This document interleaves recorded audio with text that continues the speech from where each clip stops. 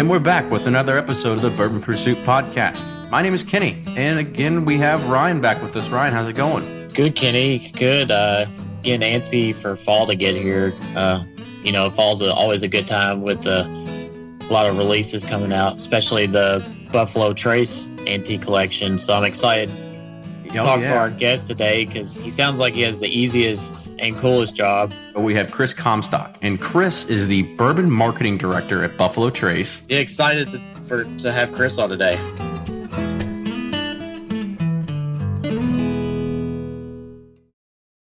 Play Whiskey Wednesday, Round 11, the memory game. Until June 26, each week you can win one of our 12 incredible grand prizes. Select 2 doors at checkout. And if they match on drawing night, you'll win that bottle. Not a match? No worries. You still score a Weller 12-year. Every $5 ticket gives you 5 chances to win, including 4 weekly bonus prizes. Get your tickets now at give270.org. Charitable Gaming License ORG 0002703. Do you ever pour yourself a bourbon, swirl it around, and then start struggling to come up with tasting notes? And perhaps you're also looking for a good Father's Day gift idea. Well, you can now solve both with a kit from Knows Your Bourbon. And unlike other nosing kits on the market, Knows Your Bourbon kits feature real ingredients for the most authentic aromas. You can smell real Tahitian vanilla bean instead of some synthetic aroma that's just made from chemicals. So head on over to knowsyourbourbon.com. and enter code BP10 for 10% off your order. Always find what you love at Total Wine & More. With so many great bottles to choose from at the lowest price, it's easy to find your favorite Cabernet or a new single-barrel bourbon to try with some help from one of their friendly guides. And with every bottle comes the confidence of knowing you just found something amazing. With the lowest prices for over 30 years, find what you love and love what you find only at Total Wine & More. Curbside pickup and delivery available in most areas. Visit TotalWine.com to learn more. Spirits not sold in Virginia and North Carolina. Drink responsibly and be 21.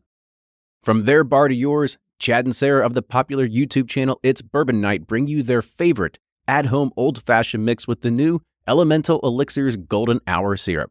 It's a custom-made syrup with notes of bold black tea, warm spices, and orange zest. All you need is your favorite whiskey and ice. No bitters needed. One bottle makes 16 drinks, so that's only $1 a cocktail before you add your own whiskey. They can also be enjoyed in other cocktails or spirits, mocktails, coffee, tea, and anything you can think of. It's crafted locally in Lexington, Kentucky, and you can get your bottle now at whiskeyambitions.com.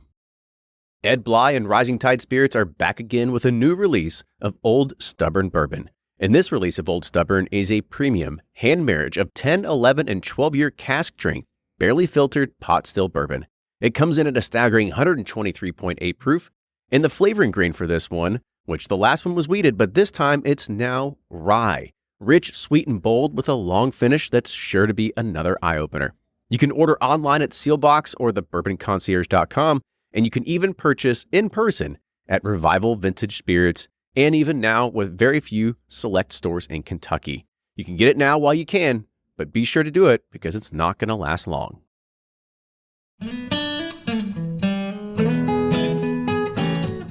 First, I kind of wanted to ask you, did you see this whole Fire NATO, Bourbon NATO thing, that's video that's been circulating over Facebook and Twitter the past week?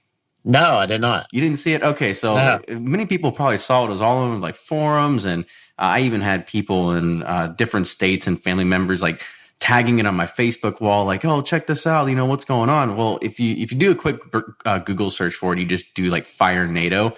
I literally just did it right before the show, and all the news results, there's 1,000 of them, and they all just happened 2 days ago. But it's a video that shows the aftermath of when lightning struck at a Jim Beam plant. And so it was, yes, I did see that. Yeah, they go and talk about, over 800,000 gallons of bourbon or whiskey was spilled into a retention pond, and that caught fire, and it also caught the water on fire. And as the blaze was actually spreading, the wind was actually whipping the fire into something that looked like a tornado. And so that's why everybody was calling it, tornado or fire NATO or bourbon NATO. And the fire was eventually put out, but it killed a large number of fish, and it cost Jim Beam about $27,000 in cleanup costs. Well, one of the things that I found really interesting is that, one of the most, famous people, at least within the line of, the bourbon realm, wrote a blog post about it. So we all probably know Chuck Cowdery, from chuckcowdery.blogspot.com. He writes a lot of stuff on bourbon. And he wrote that really, this news isn't viral. He goes, for some reason, he hadn't even seen the video up until now, but this actually happened back in 2003. So for anybody that's out there, waiting for like a quote unquote, like, the fire release, you probably shouldn't hold your breath. And Chuck mentions that, lightning really didn't ignite a leak from the factory. Lightning actually struck a warehouse. And that was the conclusion that was reached by the investigators. And that retention pond, it was man-made. Talks about how Beam has 72 different maturation warehouses, and this was just one on the small end with 800,000 gallons. And he's also talked about there was actually another fire destroyed another warehouse almost in the same exact spot back in 1968 before Beam owned it. And then he also notes that for anybody that really cares about when a warehouse starts to burn, he has to help you understand that, firefighters can't stop it. All they can do is just kind of stop it from spreading, because he said some barrels explode and they send others flying through the air, and the flames are usually blue like alcohol, or like an alcohol lamp. So I thought that was pretty interesting that it all happened here in this past week. Yeah, I didn't know there was a video. I did see the Facebook, but I didn't see the video. I'll have to check it out. But my parents, I grew up about 2 or 3 miles from there, so I remember when it happened, and like it was yesterday. But that and the Heaven Hill fire, so that's pretty cool. I'll have to check it out. Well, cool. Let's go on and kick off the show. Today on the show, we have Kris Comstock, and Kris is the Bourbon Marketing Director at Buffalo Trace. But there's a little bit of a fun tidbit about Kris, is that he's a 6 foot 8 inches tall. So he's what we consider kind of a beast man, and he played a little ball in his time. So Kris, welcome to the show. Hey guys, happy to be here. Good. So I guess tell us, your bourbon story. Do you have any kind of old memories of, maybe where bourbon influenced your life before your time at Buffalo Trace? Well, I got up to Kentucky when I was 18 years old, so I don't have any stories from those years. Of course not. But, eventually I started to appreciate bourbon in Kentucky and the history there and the taste. And, a lot of my friends were drinking beers. I was starting to explore different bourbons, and I fell in love with it and appreciated that. The bourbon is part of Kentucky. It's part of our story. It's the fabric of our culture. It's part of that. So I really appreciated bourbon whiskey, and of course, since then I've tried countless different bourbon whiskeys. It's fortuitous that I am out here at Buffalo Trace, because I respect all the work that's been done in this industry, and happy to be part of it now. Oh, yeah. It's awesome, especially everything that's going on at Buffalo Trace. So I guess kind of talk us about what led you to Buffalo Trace. Like, how did you actually end up being there, and what led you into the bourbon industry? I wanted to get in the industry, and I respected this new brand, Buffalo Trace, which at that time in 2002, 2003 was very small. And Buffalo Trace is still a fairly small brand. But back then, we were selling Buffalo Trace outside of 200 miles of the distillery. You could drive to Nashville and find it, but if you drove any farther south than that, you couldn't find a bottle, much less in Ohio or Missouri, for example. But now, with the popularity of bourbon, it's boomed in the last couple of years. Even though we were planning for growth, we sat here today in 2015, and we don't have enough. The reason I'm at the distillery now is because I had tons of energy for Buffalo Trace and for the bourbon industry, so I wrote a letter to the president of the company, Mark Brown, and said, I want to come work for you. And it was coincidental. They were looking for someone to help, and that's when we got started. That was in 2002, and I joined the company in January of 2003. And it was really cool in 2013 when I got to 10 years after I had been here, I got to taste Eagle Rare that I had planned for when I first showed up on the job. And that was pretty neat, because you make plans to make whiskey just like right now. We're making some, last week, made some Pappy Van Winkle for 2039. So how much allotment do you have then? Yeah. We want to have a bit more. But you never know what the barrels are going to yield. Well, let's hope in 2039 we're not waiting in line still. Yeah, hopefully I don't camp out anymore. If everything goes to plan, there will be a a few more bottles then than there is today, but who knows what demand will be like. So one big question mark that none of us have an answer to. Now we make our best guesses and we plan out. Some fancy logarithm to like look at and like, well, this is where we need to be, or where we should plan for. Or how do you go about that process? There's a bit of science to it. You look at opportunity and growth here in the States and outside of the States, and how bourbon is doing overall, and what do we think the size of the bourbon category can get to. But things are cyclical, and whether we have enough 20 years from now or not enough, I don't know, but I guarantee you we'll probably be wrong.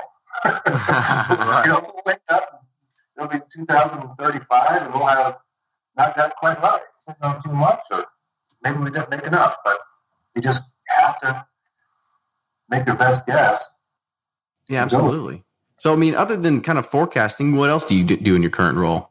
I try to teach folks about bourbon whiskey, and I'm really involved with consumers and visitors here at the distillery and customers.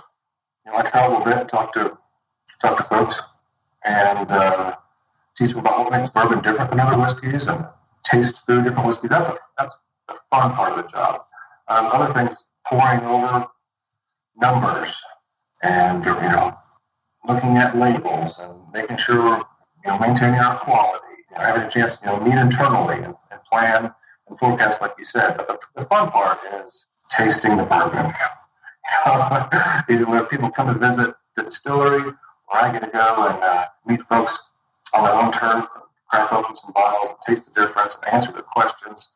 Because people have more and better questions than they ever had before. I mean, folks know about the different recipes and the different aging environments and the different experiments that we've been conducting around here, and asking, what does this taste like? And when are we going to be able to taste that? Right now, we've got hundreds of thousands of barrels in inventory for bottlings for the next 23 years, like I said. But some of the most fun stuff to taste and talk about, to get into, are one of the experiments we're doing.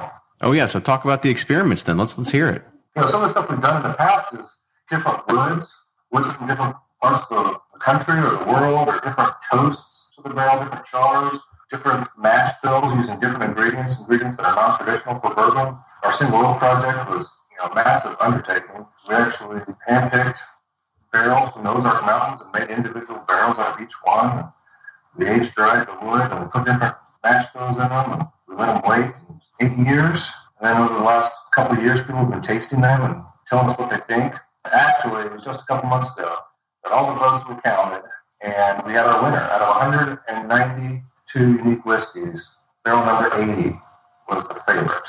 And that whiskey, I thought, was fantastic, and we're going to make some more of it. But the problem is, you got to wait 10 more years. Yeah, that's the problem. So I guess that's one thing that we actually interviewed when we did Harlan. I think in the second episode, he talked about that single oak project and the experimentals and stuff like that. And yeah, so at that time, 80 actually hadn't been announced. So yeah, if you do come across the number 80 out there anywhere in the stores, if you can still find the single oak project, that is going to be the ticket, or that's actually going to be the bourbon that's going to become a label at some point here in 8-10 years, or whenever it's going to be. About 10 years, because first we've got to harvest new trees, then we've got to age dry them for 12 months. So it won't be another 18, 20 months before we even have any barrels that are full of whiskey, much less have matured for 8 or 9 years. So we've got a ways away. In this business, there is a lot of patience required. On top of the single oak project, we've got 4,000 other experimental barrels of whiskey.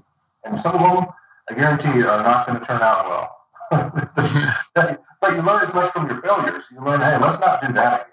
That doesn't taste great.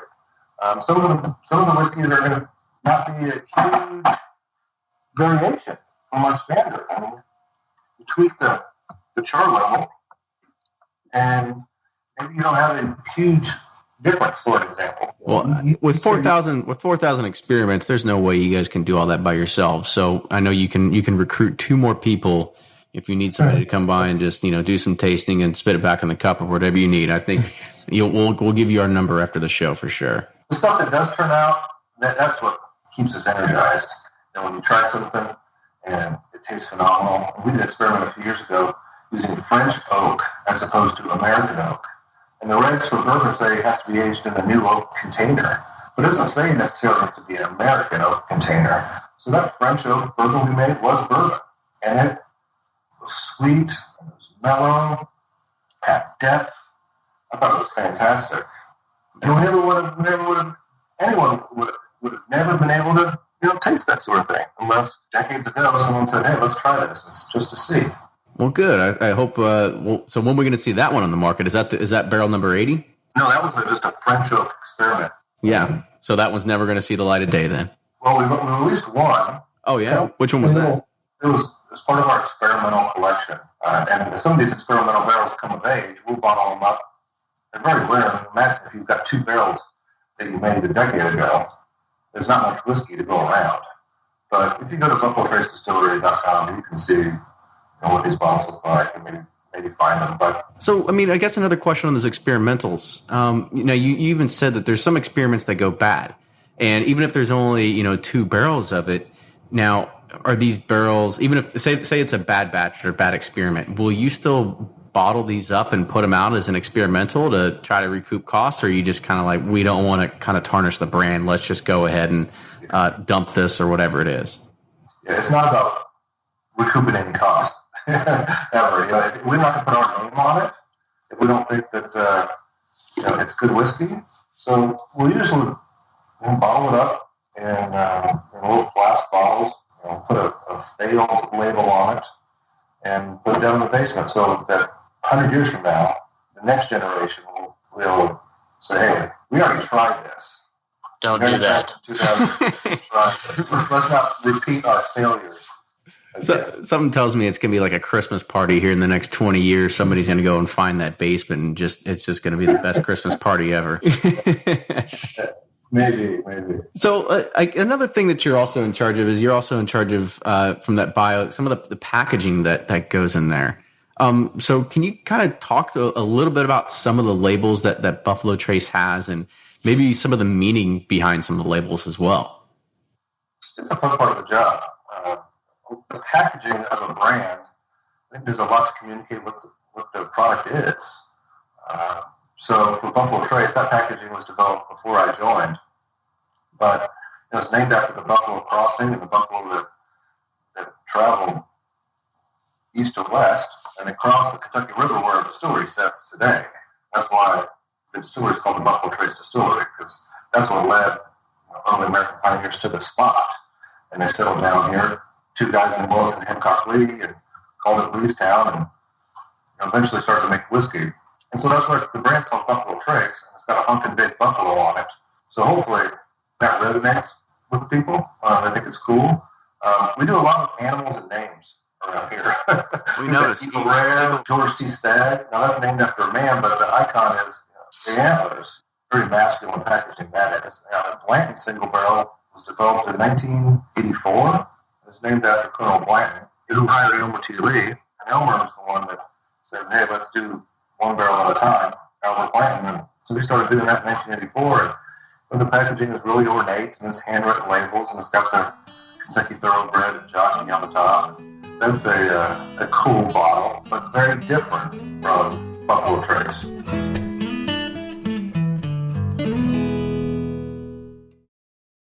If you're anything like me, then you can't get enough about bourbon. And that's why I'm a subscriber to Bourbon Plus magazine. Bourbon Plus is a quarterly publication that tells the stories from the heart of bourbon, the farmers who grow the grain, the distillers who labor over the process, and the people like you and me who raise their glasses to celebrate it all. Subscribe to Bourbon Plus magazine today at bourbonplus.com, that's PLUS.com, and use code PURSUIT at checkout for $5 off your subscription. Shopify's already taken the cash register online, helping millions sell billions around the world. But did you know that Shopify can do the same thing at your retail store? Give your point-of-sale system a serious upgrade with Shopify. Shopify's point-of-sale is your command center for your retail store. From accepting payments to managing inventory, Shopify has everything you need to sell in person. And with Shopify, you get a powerhouse selling partner that effortlessly unites your in-person and online sales into one source of truth. Track every sale across your business in one place and know exactly what's in stock. Connect with customers inline and online. Shopify helps you drive store traffic with plug-and-play tools built for marketing campaigns, from TikTok to Instagram and beyond. And get hardware that fits your business. Take payments by smartphone. Transform your tablet into a point-of-sale system, or use Shopify's point-of-sale Go mobile device for a battle-tested solution. Plus, Shopify's award-winning 24/7 help is there to support your success every step of the way. Do retail right with Shopify. Sign up for a $1 per month trial period at shopify.com/bourbon, all lowercase, and go to shopify.com/bourbon to take your retail business to the next level today. Shopify.com/bourbon.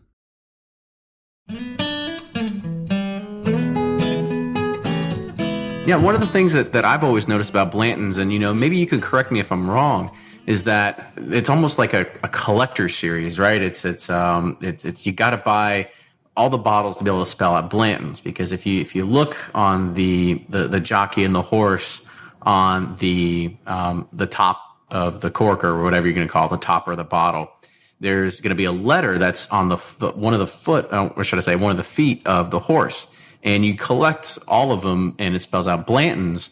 And the word that I've always heard is that it's one stride of a horse when you actually collect, and you get all 8 that are actually in a row.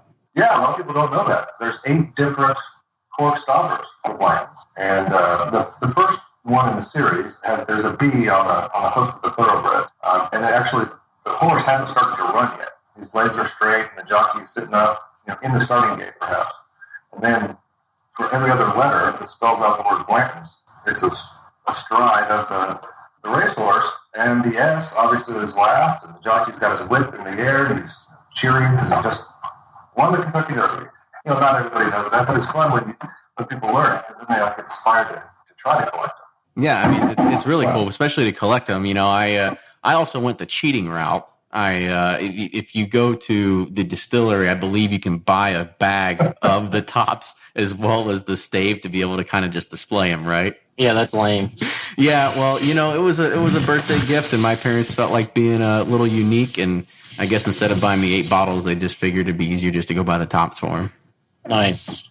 So there's another one that you kind of had your hand in was Stagg Jr. So kind of talk about the differences between, everybody kind of knows, and we talked about earlier, George T. Stagg and how the antique collection is starting to come out. But where does Stagg Jr. really fit in, and kind of what's the key difference between those two brands? Well, our antique collection is what I think some of the best whiskeys around. And it only comes out every year in the fall, once per year. There's always been a more accessible version of Eagle Rare 17-year-old. It's our Eagle Rare 10-year-old. And the Sazerac 18-year-old has got a little bit more accessible version of that in the standard Sazerac. Same thing with William LaRue Weller. But there never was a more available version of George T. Stagg.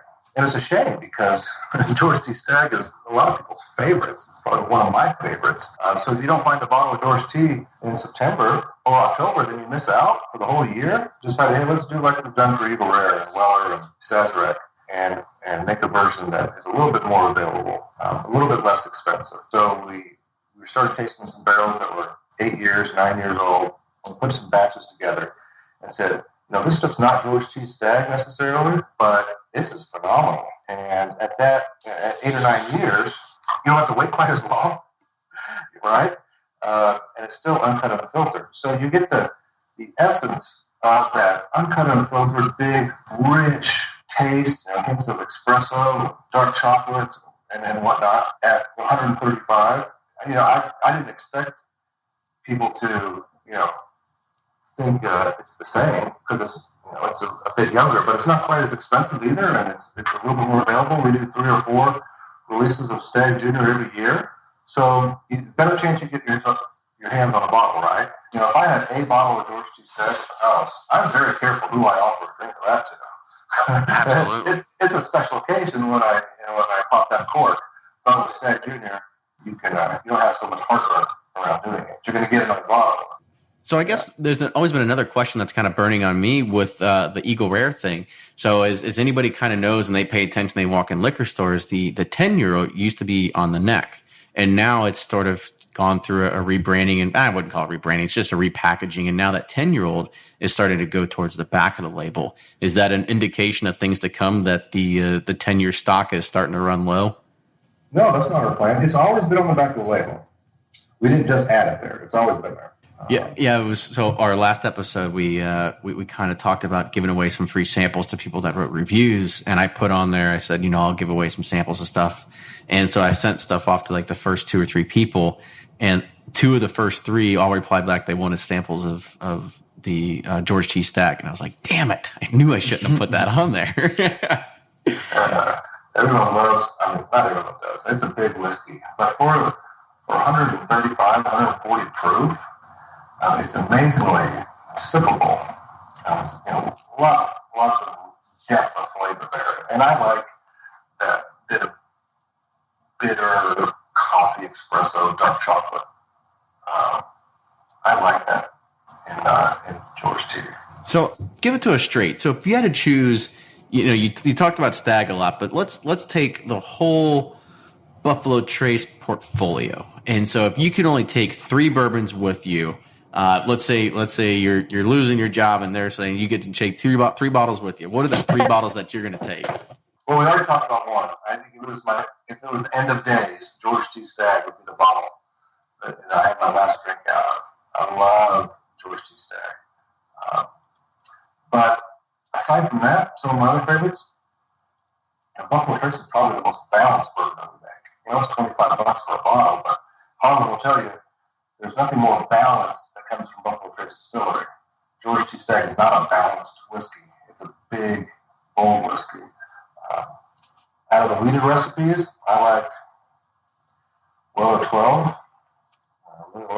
So does everyone else. You talk to a lot of us here in the industry that work at bourbon distilleries and whatnot, like Jimmy Russell or other friends like Rutledge and whatnot. 8 to 12 years old is a great age for bourbon whiskey. You don't have to wait necessarily 20 years. Frankly, some of the stuff that I've tasted that's 18, 19, 20 years plus has gone past its prime. It's too oaky and too dry. Now, weeded recipe bourbons I think can go longer, more gracefully, but our Eagle Rare 17-year-old is pushing the envelope, I think. But it's all personal preference. That's just my preference. Right? I love happy 20-year-old.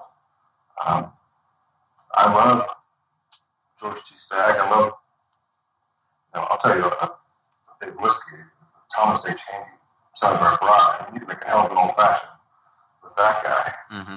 But who says that, one whiskey is the best for every occasion? I think that what's cool about Buffalo Trace Distillery is that we make so many different recipes and age things at so many different lengths of time that we can offer such a variety, because my tastes are different than yours, and my tastes today are going to be different than they are a week from now. There's just different occasions I want something different, and we try to cover as much ground as we can with variety.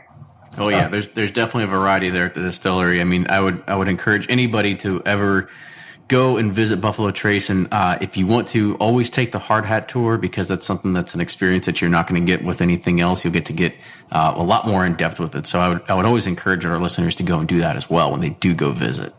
And as for Freddie. Lastly, I kind of want to talk about the antique collection since it was just announced. I'll go ahead and kind of give some cliff notes and some highlights for some of our listeners. So from what I found out so far, and what's kind of come off the press release, is that the George T. Stagg this year will be 138.2 proof.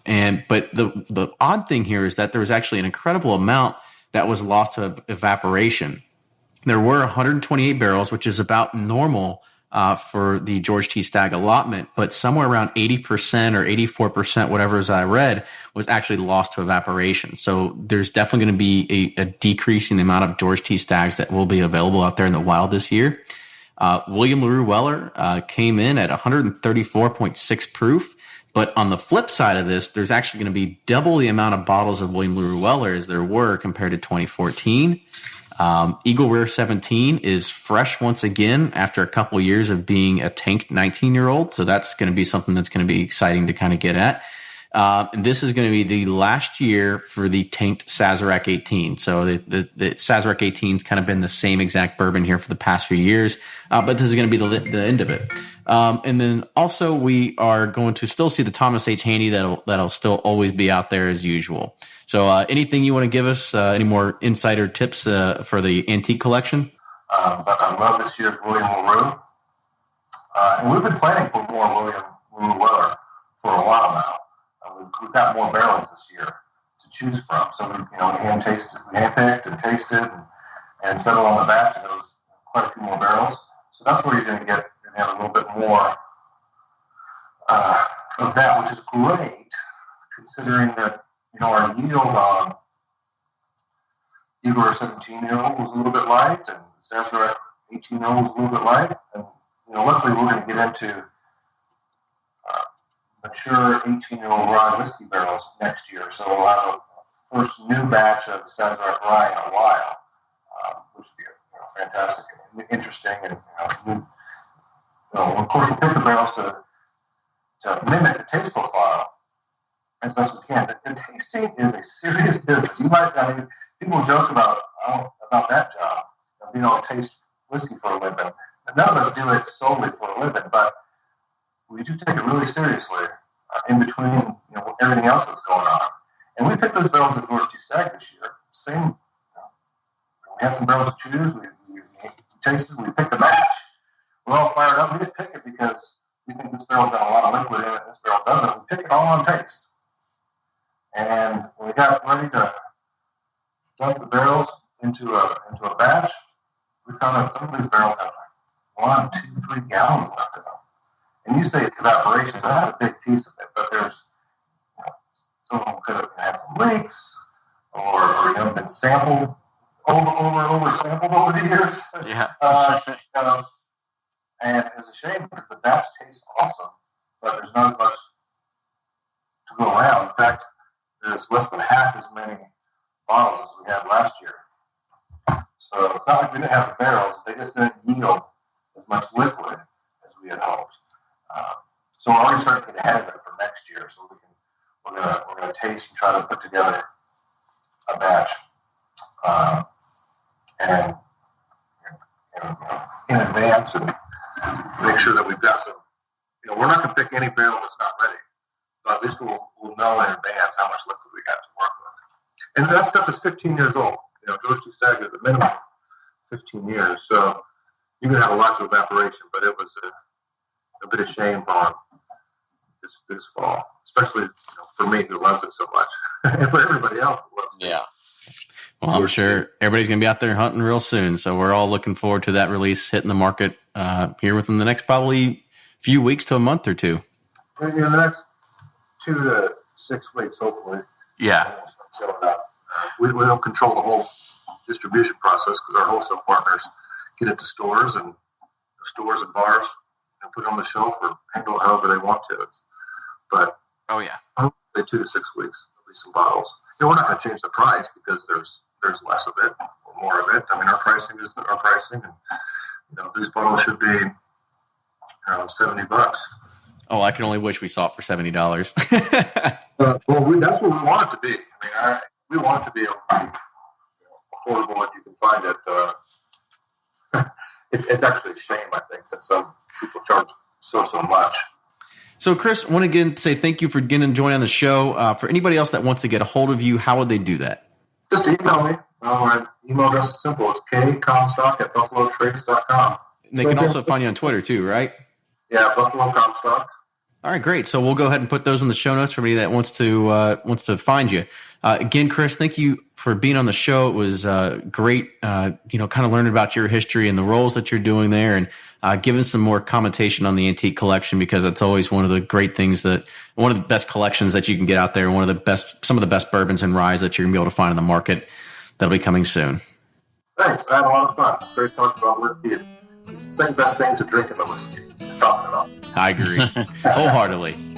So if you want to follow us and like us, you can find us on Facebook, facebook.com/Bourbon Pursuit. A lot of that is kind of regurgitated data that we do from Twitter and Instagram, and you can find us on there at Bourbon Pursuit. Yep, and any suggestions or feedback, guest suggestions, we appreciate it, and we'll see you next time.